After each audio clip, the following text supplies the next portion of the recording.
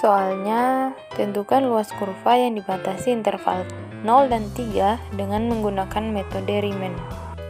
Penyelesaian misalkan Y sama dengan X pangkat 2, L sama dengan delta X sama dengan Xn dikurang X0 per N. Maka, delta X sama dengan Xn dikurang X0 per N sama dengan 3 kurang 0 diper dengan N, hasilnya 3.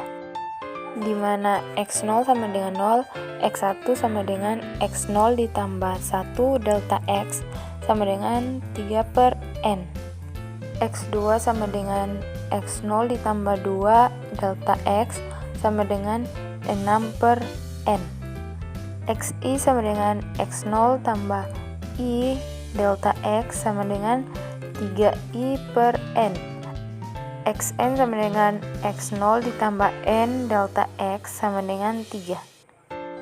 L sama dengan sigma I sama dengan 1 sampai N Fxi delta X sama dengan sigma I sama dengan 1 sampai N 3I per N pangkat 2 3 per N sama dengan delta I sama dengan 1 sampai N 9I pangkat 2 per N pangkat 2 3 per N sama dengan sigma I sama dengan 1 sampai N 27I pangkat 2 per N pangkat 3 sama dengan 27 per N pangkat 3 sigma I sama dengan 1 sampai N I pangkat 2 sama dengan 27 per N pangkat 3 dalam kurung 1 pangkat 2 ditambah 2 pangkat 2 ditambah 3 pangkat 2 ditambah sampai dengan N pangkat 3.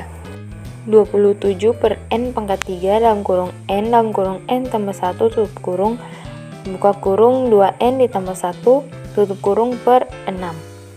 Sehingga L sama dengan limit N mendekati tak hingga 27 per N pangkat 3 dalam kurung N tambah 1 dalam kurung 2N ditambah 1 per dengan 6. Limit N mendekati tak hingga 27 per 6N pangkat 3 dalam kurung N ditambah 1 tutup kurung dalam kurung 2N ditambah 1 per dengan 6 sama dengan 27 per 6. Limit N mendekati tak hingga dalam kurung N pangkat 2 ditambah N dalam kurung 2N ditambah 1 per dengan N pangkat 3 sama dengan 27 per 6. Limit N mendekati tak hingga 2N pangkat 3 ditambah 3N pangkat 2 ditambah N per N pangkat 3 sama dengan 27 per 6.